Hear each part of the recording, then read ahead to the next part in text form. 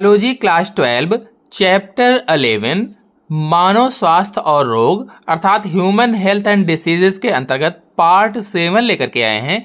अगर इसके पहले के पार्ट नहीं देखे हैं तो हमारे चैनल की प्लेलिस्ट से जाकर के देख सकते हैं, और अगर इसके पहले के सभी चैप्टर्स के लेक्चर देखना चाहते हैं बिल्कुल फ्री में तो हमारे चैनल की प्लेलिस्ट में जाइए, एकदम फ्री में आपको प्राप्त हो जाएंगे।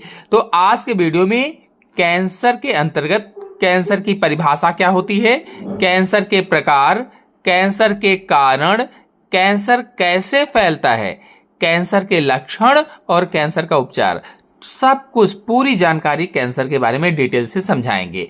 तो चलिए शुरू करते हैं। सबसे पहले परिभाषा क्या इसकी होती है ये जान लेते हैं। कैंसर किसे कहते हैं ये आपको समझा देते हैं। तो देखिए, कहीं पर भी शरीर में अगर कोई गांठ बन रही है, जब गांठ बनती है तो इसमें अविभेदित कोशिकाएं, हम सभी लोग जानते हैं कि कोशिका विभाजन होता है हमारे शरीर में, कोशिका विभाजन होता है, और कोशिका विभाजन से हमारे शरीर की कोशिकाएं बढ़ती हैं तो ऊतक बढ़ता है, ऊतक बढ़ता है तो शरीर बढ़ता है। तो कभी कभी क्या होता है कि ये कोशिका विभाजन अनियंत्रित हो जाता है, अनियंत्रित हो जाता है, नियंत्रित नहीं रहता है, कंट्रोल में नहीं रहता है, तो वही जाकर के एक ट्यूमर जैसा बना लेता है और वही धीरे धीरे करके कैंसर बन जाता है। यानी इसमें क्या होता है, कोशिका विभाजन अनियंत्रित हो जाता है, अनियंत्रित होता है, तथा जो कोशिकाएं होती हैं अविभेदित कोशिकाओं का एक ट्यूमर बना लेते हैं, इसे ही कैंसर कहा जाता है। यानी कोशिकाओं की यह संहति जो होती है, इसे यह अनियमित रूप से संख्या में तेजी से बढ़ती रहती, अनियमित रूप से, क्योंकि कोशिका विभाजन कंट्रोल में नहीं है, अनियंत्रित हो गया है, तो ये तेजी से बढ़ती रहती है, अनियमित रूप से किसी भी तरह से तेजी से बढ़ते रहते हैं, और बस यही चल के आगे कैंसर बढ़ जाता है। आपको बता दें कि जो कैंसर होता है ये अति पीड़ादायक रोग है, पीड़ादायक रोग होता है और असंक्रामक रोग है, ये असंक्रामक रोग होता है। देखिए, मैंने बताया था कि संक्रामक रोग वह रोग जो एक व्यक्ति से दूसरे व्यक्ति में आसानी से फैल जाते हैं, जबकि असंक्रामक वह रोग जो एक व्यक्ति से दूसरे व्यक्ति में नहीं फैलते हैं। ऐसे रोग जो एक व्यक्ति से दूसरे व्यक्ति में नहीं फैलते हैं उन्हें ही असंक्रामक रोग कहा जाता है, और असंक्रामक रोगों के अंदर कैंसर आता है। ऐसे ही मधुमेह है, मधुमेह जिसको डायबिटीज कहा जाता है, शुगर की बीमारी कहा जाता है, ये आता है। ऐसे ही आर्थराइटिस है। अब ये तो हुआ कि ट्यूमर बना लेते हैं, उसे ही कैंसर कहते हैं। आपको बता दें, ये जो ट्यूमर होता है, अब ये जो ट्यूमर बनाती हैं तो ये ट्यूमर दो तरीके का होता है, दो प्रकार का ट्यूमर होता है। एक तो सुदम ट्यूमर। तो इस सुदम ट्यूमर में क्या होता है कि ये ऊतक के अंदर बंद रहता है। किस ऊतक के अंदर? तो संयोजी ऊतक, कनेक्टिव टिश्यू के अंदर बंद रहता है। संयोजी ऊतक के अंदर ये बंद रहता है या कनेक्टिव टिश्यू के अंदर बंद रहता है, और एक ही स्थान पर रहता है, एक ही जगह पर रहता है, तो इसे सुदम ट्यूमर कहा जाता है। क्योंकि एक ही स्थान पर रहता है इसलिए सुदम ट्यूमर हो गया। संयोजी ऊतक के अंदर बंद भी रहता है तो ये हो गया सुदम ट्यूमर, और ये हुआ पहला। और दूसरा होता है दुर्दम ट्यूमर। तो दुर्दम ट्यूमर में क्या होता है कि ये जो ट्यूमर होता है, जो हमारी रुधिर की नसें होती हैं, यानी कि रुधिर वाहिनियां जो होती हैं, नसें कहो चाहे वाहिनियां कहो, जो रुधिर वाहिनियां होती हैं, उन रुधिर वाहिनियों में रुधिर के साथ संचारित हो जाता है, बहता रहता है कह लीजिए।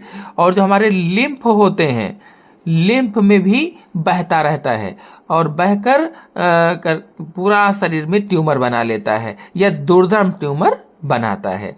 और इस प्रकार की जो कोशिकाएं होती हैं जो दुर्दम ट्यूमर बनाती हैं, ये इस तरह से जो फैलता है, कह लीजिए इस तरीके फैलाव को मेटास्टेसिस कहा जाता है। आपको बता दें, जो दुर्दम ट्यूमर है, दुर्दम ट्यूमर की वृद्धि मेटाप्लास्टिक कैंसर तथा द्वितीयक कैंसर कहलाती है। इसकी जो वृद्धि होती है ये मेटाप्लास्टिक कैंसर या द्वितीयक कैंसर कहलाती है। चलिए अब कैंसर के प्रकार आपको समझा देते हैं। टाइप्स ऑफ कैंसर, तो आपको बता दें, जो हमारा ऊतक प्रभावित हुआ है, जो ऊतक के आधार पर अगर देखा जाए, जो प्रभावित ऊतक होता है उसके आधार पर 3 प्रकार का मुख्य रूप से होता है। एक तो सार्कोमा होता है। तो ये दुर्दम ट्यूमर वृद्धि जो मैंने बताया था वो भ्रूणीय मेसोडर्म से होता है, भ्रूणीय मेसोडर्म से होता है। अब ये सार्कोमा कहाँ कहाँ होता है? जैसे हमारी हड्डियां होती हैं, हड्डियों में हो जाता है। हमारी जो पेशियां होती हैं, पेशी में हो जाता है। जो हमारी लिम्फ ग्रंथियां होती हैं, लिम्फ ग्रंथियों में हो जाता है। संयोजी ऊतक में भी कैंसर हो जाता है, संयोजी ऊतक में है। तो इस तरीके के जो कैंसर हैं, चाहे वो हड्डियों में हो, पेशी में हो, लिम्फ ग्रंथियों में हो, संयोजी ऊतक में हो, ये सभी सार्कोमा कहलाते हैं। फिर दूसरा है कार्सिनोमा।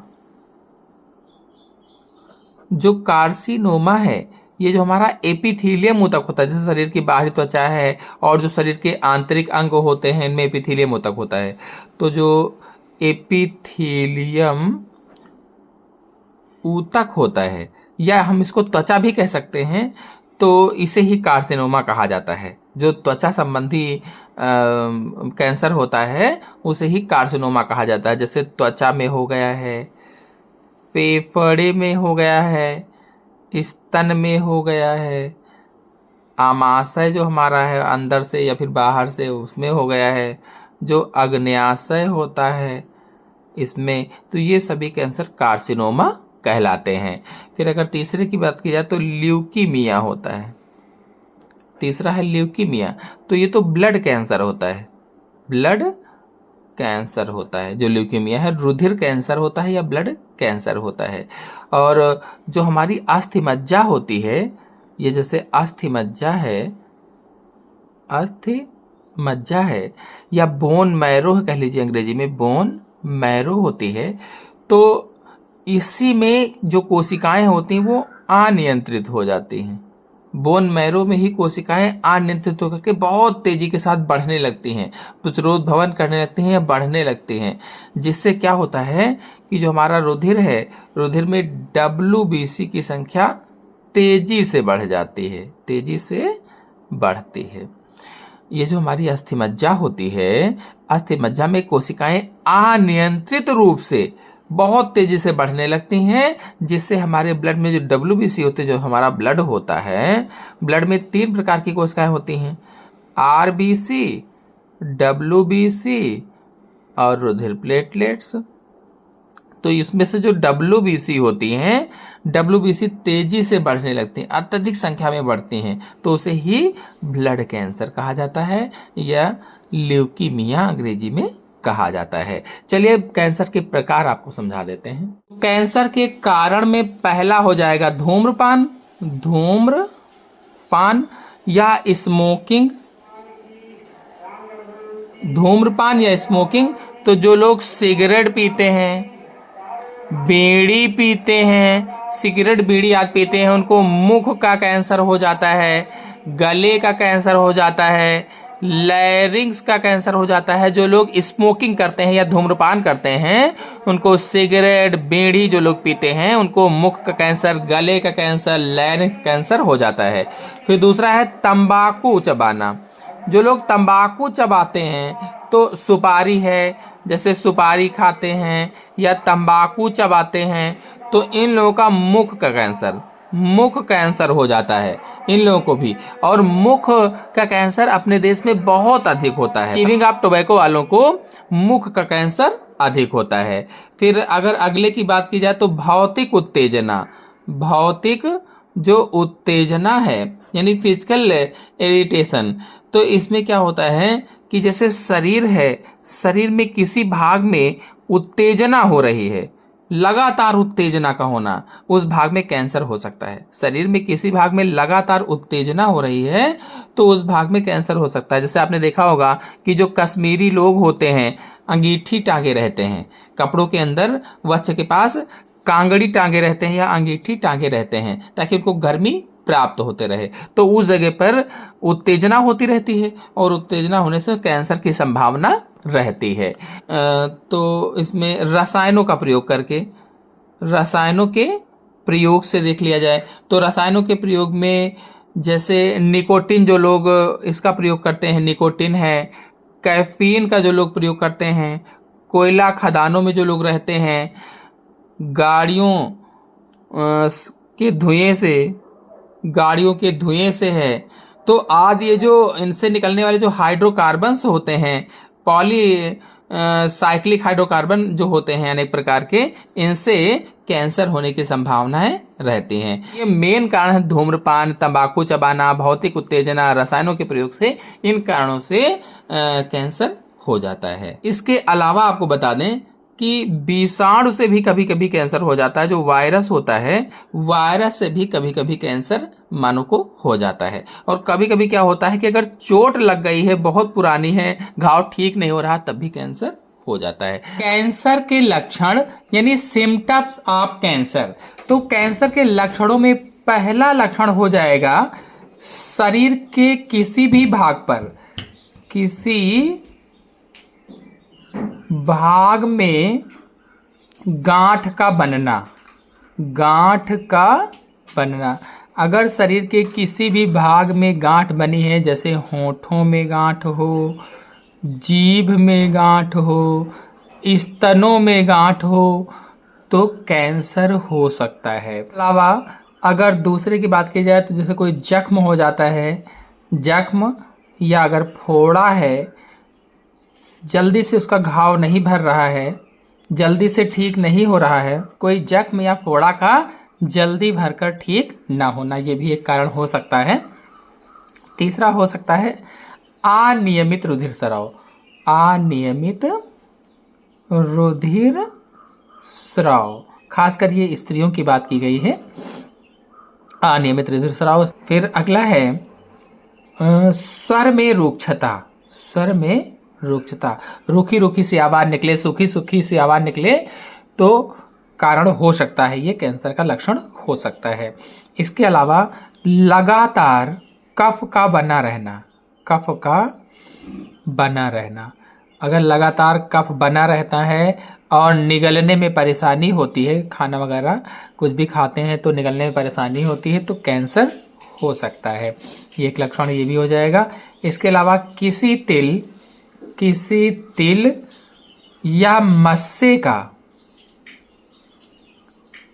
अचानक तेजी से बढ़ना, अचानक तेजी से बढ़ना, जैसे शरीर पर कोई तिल है या मस्सा है और उसके आकार में परिवर्तन हो रहा है, अचानक तेजी से बढ़ रहा है, तब भी कैंसर हो सकता है। ये नंबर में कब्ज का बना रहना, कब्ज का बना रहना, अगर लगातार कब्ज बना रहता है और भूख भी नहीं लगती है तो फिर कैंसर हो सकता है। इसके अलावा वजन में लगातार कमी आना, वजन में लगातार कमी होना भी एक कैंसर का कारण हो सकता है। या फिर एक और कारण होता है शौच क्रिया में, शौच क्रिया में अनियमितता। कहने का मतलब है कि बार बार करके पेट गड़बड़, बार बार करके आप लैट्रिन जा रहे हैं, तो ऐसी स्थिति में लगातार अगर हो रहा है 2-3 महीने तक, तो आपको कैंसर हो सकता है। ये हो सकता है कहा गया है, होगा ये जरूर नहीं, कोई अन्य कारण से भी ये लक्षण हो सकते हैं। फिर चलिए जानते हैं कि इसका उपचार क्या है। कैंसर के उपचार की बात की जाए, ट्रीटमेंट ऑफ कैंसर की बात की जाए, तो कैंसर का अभी भी कोई निश्चित उपचार नहीं है, निश्चित उपचार नहीं है। फिलहाल शल्य क्रिया के द्वारा, शल्य चिकित्सा करके, या फिर विकिरण चिकित्सा के द्वारा, विकिरण चिकित्सा के द्वारा, या फिर इम्यूनोथेरेपी कह लीजिए, सीधी सी बात है, इम्यूनोथेरेपी के द्वारा या फिर कीमोथेरेपी के द्वारा इसको ठीक करने की कोशिश की जाती है। इसके अलावा कैंसर के उपचार में इंटरफेरान का प्रयोग किया जाता है। इंटरफेरान का भी प्रयोग किया जाता है, यानी कैंसर को उपचारित करने के लिए इंटरफेरान आजकल उपयोग किया जाता है। इंटरफेरान क्या है तो मैंने आपको समझाया था, फिलहाल जल्दी से बता दें। जैसे कहीं पर हमारे शरीर में इस जगह पर विषाणु या वायरस ने आक्रमण किया, तो आक्रमण करने पर क्या होता है कि इसकी जो आसपास की कोशिकाएं होती हैं, ये आसपास की कोशिकाएं एक विशेष एंटीवायरल प्रोटीन का निर्माण करती हैं, एंटीवायरल प्रोटीन बनाती हैं, और यही प्रोटीन वायरसों को मारने का काम करती है। इसी प्रोटीन को इंटरफेरान कहा जाता है। पूरी जानकारी के लिए आप हमारे चैनल से जाकर के इंटरफेरान वाला वीडियो देखिए, बहुत ही अच्छी तरीके से समझाया गया है। इसके अलावा जो सदाबहार का पौधा होता है, सदाबहार के जो पौधे होते हैं यानी कैरेंथस रोजियस जो होता है, इससे कैंसर के इलाज के लिए दवाएं बनाई जा रही हैं। कैंसर के इलाज की 2 औषधियां बनाई गई हैं। उन 2 औषधियों में पहली है विनक्रिस्टिन और दूसरी है विनब्लास्टिन। सदाबहार पौधे से कैंसर के इलाज के लिए 2 औषधियां बनाई गई हैं, विनक्रिस्टिन और विनब्लास्टिन। और ये दोनों औषधियां जो ल्यूकीमिया होता है, ल्यूकीमिया में काम आती हैं। ल्यूकीमिया फार कहें तो रुधिर कैंसर यानी ब्लड कैंसर जो होता है, रुधिर कैंसर या ब्लड कैंसर में काम आते हैं, जो सदाबहार से बनाई गई हैं। इसके अलावा वीट थेरेपी भी दी जाती है, वीट थेरेपी भी दी जाती है। इस या फिर गिलोय का रस भी दिया जाता है। गिलोय रस से भी कैंसर का इलाज किया जाता है, तो इलाज हो जाएगा। चलिए जानते हैं इसको परीक्षा में कैसे लिखें कि अच्छे नंबर प्राप्त हों। देखिए, ये कैंसर एक असंक्रामक रोग है। यहाँ से यहाँ तक शॉर्ट ले लीजिए और इसी तरह से नोट्स आपको लिखने होंगे। ये नीचे कुछ बचा था, इसका भी आप शॉर्ट ले सकते हैं। इसके अलावा यहाँ कैंसर के प्रकार जो मैंने भी आपको समझाए थे, यहाँ से यहाँ तक शॉर्ट ले लीजिए, कैंसर के प्रकार हो जाएंगे। ल्यूकेमिया आप यहाँ से देख लीजिए, ये कैंसर के कारण हो जाएंगे। इसके अलावा कैंसर के लक्षण देखिए यहाँ पर लिखवाए गए हैं, तो कैंसर के लक्षण आप शॉर्ट ले लीजिए। फिर यहाँ कैंसर का उपचार बताया गया है, तो कैंसर का उपचार आप शॉर्ट ले लीजिए। नेक्स्ट वीडियो में एड्स लेकर के आएंगे, तो आशा है आपको वीडियो पसंद आया होगा, समझ में आया होगा। लाइक कीजिए, अपने सभी दोस्तों में शेयर कीजिए। धन्यवाद।